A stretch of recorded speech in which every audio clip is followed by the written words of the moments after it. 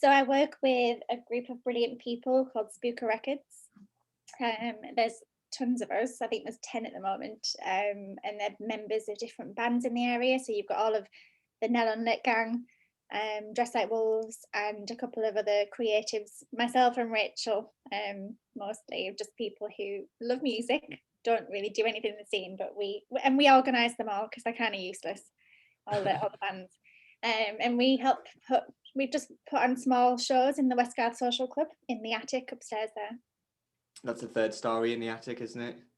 Yes, it used to be the ladies' bar, I think, once upon a time, back in the bad old days, when everything was separated off. But I think it was a few of the lads went up one day and just saw this room, and it was full of like just junk and dead pigeons. And they thought, you know what we should do? We should fix this up and put gigs up here. So I let them do all that work. And then we started putting on shows there. I can't remember now, like 5 years ago, maybe. I don't know. Time flies.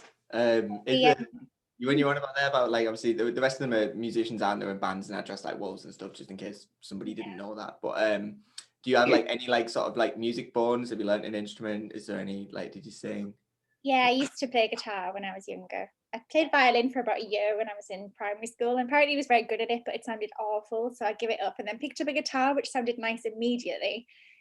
So I played guitar, but I learned classically, so I'm not so good at the power chords and things like that. But then when I was younger, I was in a little band called called the Plums. The Plums. Yeah, we just did covers when we were 17. But I don't like being on stage. I like watching people make nice music. So my side of that is much more the organising people to come and listen. So how did that music in the Plums and whatnot, how did that like segue into sort of like eventually like doing the Spooker records and whatnot? Like was there a gap in time there, or was there like some kind of inspiration?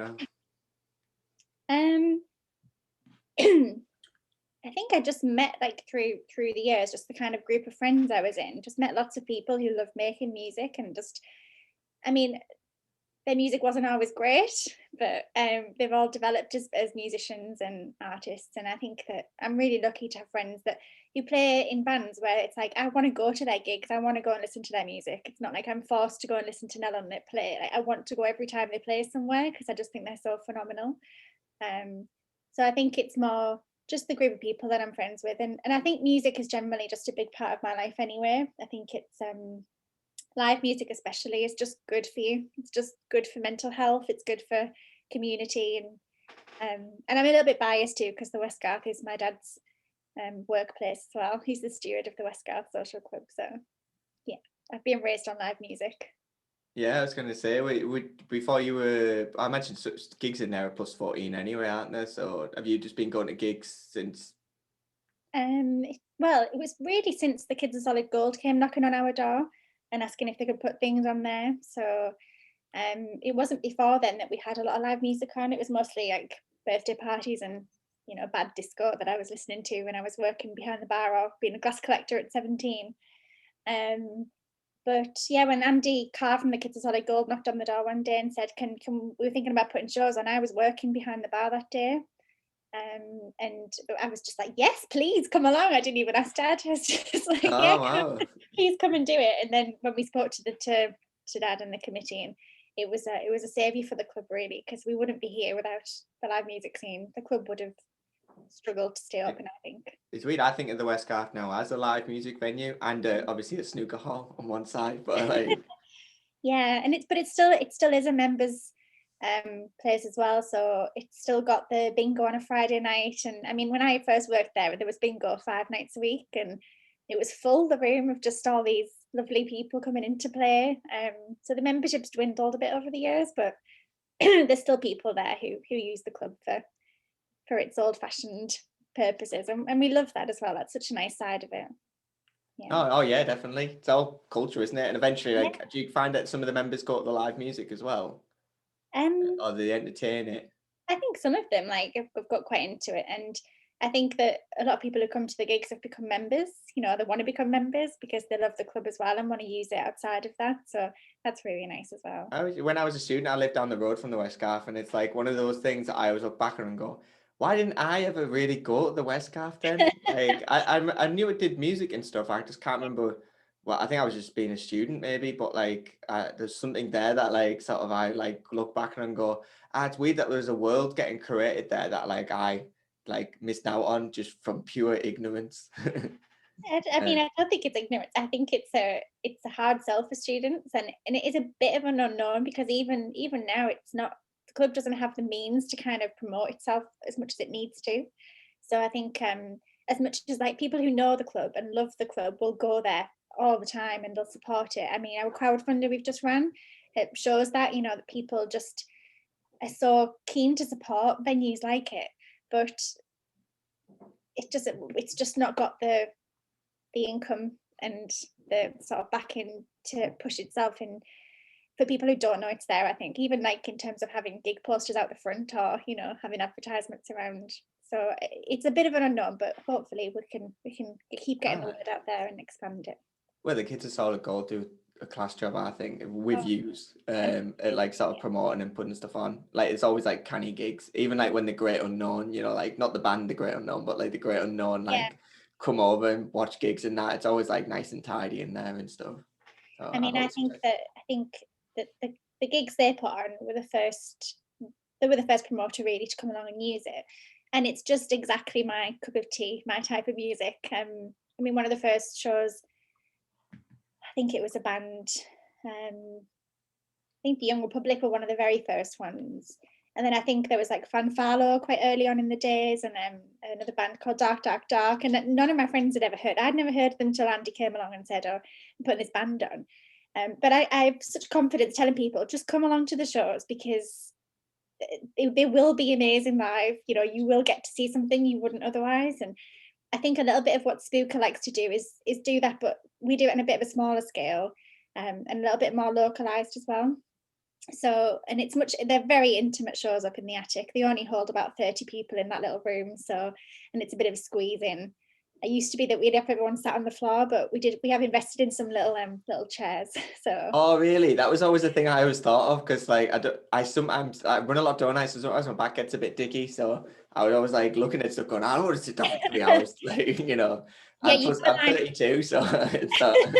You'd have a line of people stood on the back wall that like didn't want to sit down on the floor for whatever reason, and then there's led by Rick of Dressed Like Wolves, who sits cross-legged on the floor at every opportunity. Just everywhere, yeah. Yeah.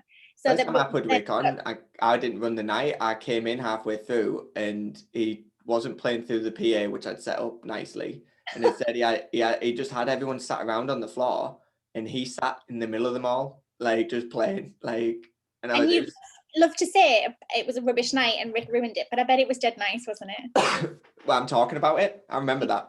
He's a proper Doyle. But no, he's one of the spookers. I'm allowed to say that about him. Yeah. Oh yeah, clean that up. Big meaty question: how has lockdown affected the work and then future plans as well? We have just not been able to put gigs on. The club hasn't been able to open at all through the lockdown because I think there was a small window when it could have opened in the summer, but I think Dad and the committee and others involved just felt like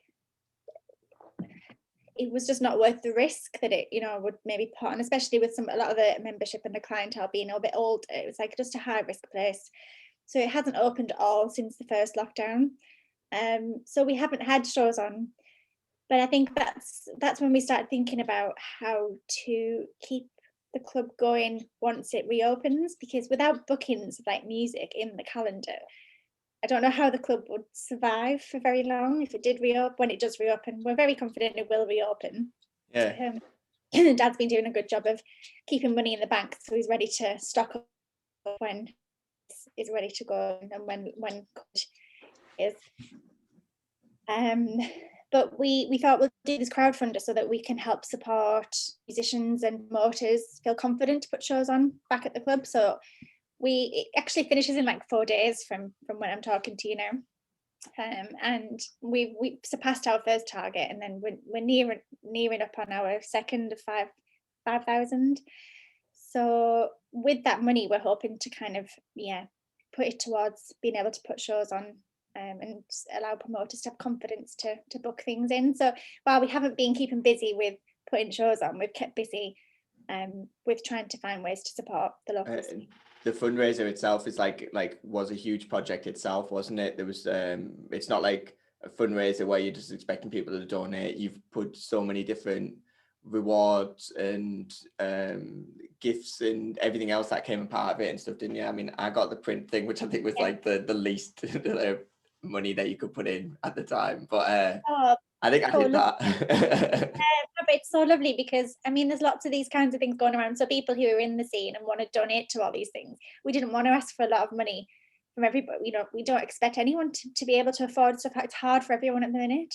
So we thought if people can, chuck in a £5, we wanted to give them something to say thanks, because it's lovely. So whatever amount people have put in is just amazing. And all the rewards they were a bit of fun for us, but also we genuinely did want people to get something to partly with as a bit of Westgarth memorabilia, and to remind people of what a great place it is. But I think what was more lovely was when we set this up, we had obviously people come to us and say, can we offer awards? Can we put this forward? So we had Heather Story, who designed the print. She came forward and said, can I do that for you?